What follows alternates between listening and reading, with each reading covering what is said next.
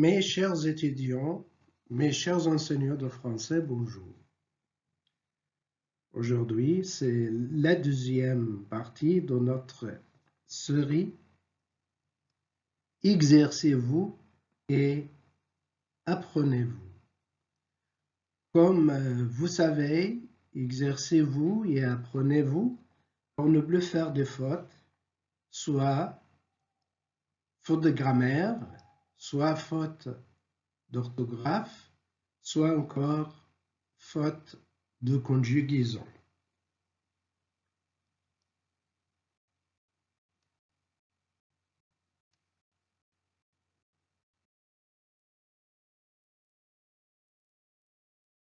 Alors, c'est notre deuxième partie dans la série Exercez-vous et apprenez-vous. Dans la première partie, on a appris ensemble comment on peut accorder le verbe dans les différentes situations. Et dans la deuxième partie, Inch'Allah, sera consacrée à apprendre à accorder les adjectifs de couleur au pluriel.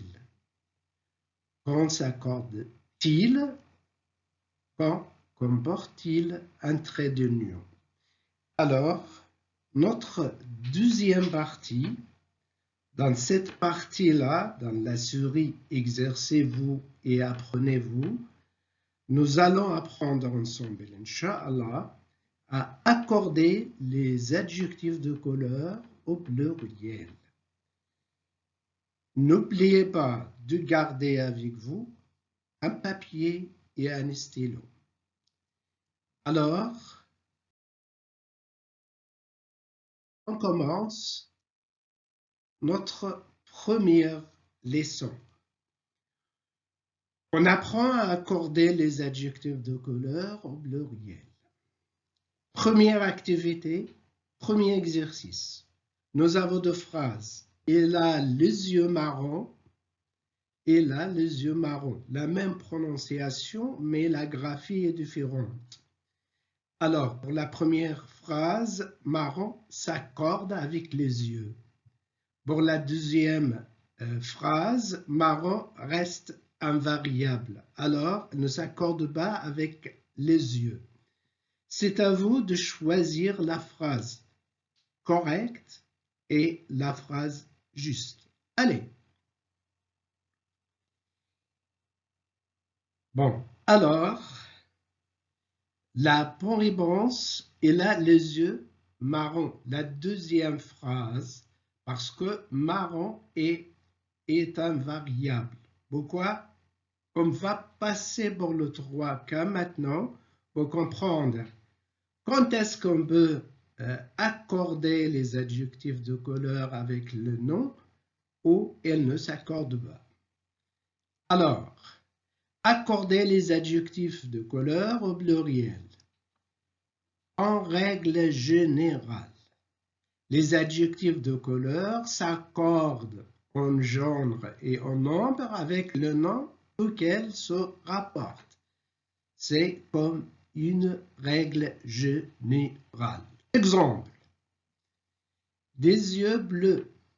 Bleu s'accorde avec les yeux pluriel masculin, voilà. Autre exemple, du jupe verte. Jupe pluriel féminin, verte s'accorde avec elle. C'est comme une règle générale. Mais nous avons d'autres cas.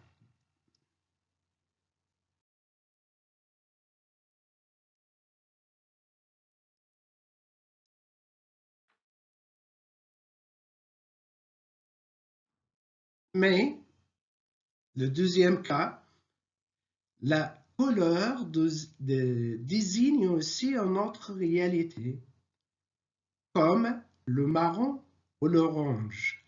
Le marron, c'est un nom de fruit, et l'orange, c'est un nom de fruit aussi. Et en même temps, une couleur et une couleur. Alors, le marron ou l'orange, fruit, mais en même temps, une couleur. La violette, couleur, plus une fleur. OK? Ou l'émeraude, une couleur ou la pierre. Marron, orange, violette, émeraude reste toujours invariable. Alors, le marron, comme une couleur, il est invariable. Orange, comme une couleur, il est invariable. C'est la même chose pour violette et émeraude. Exemple, dijube marron. Marron ne s'accorde pas, reste toujours invariable. Orange ou violette. Okay? Mais quand même, nous avons maintenant le troisième cas parce qu'il y a des exceptions.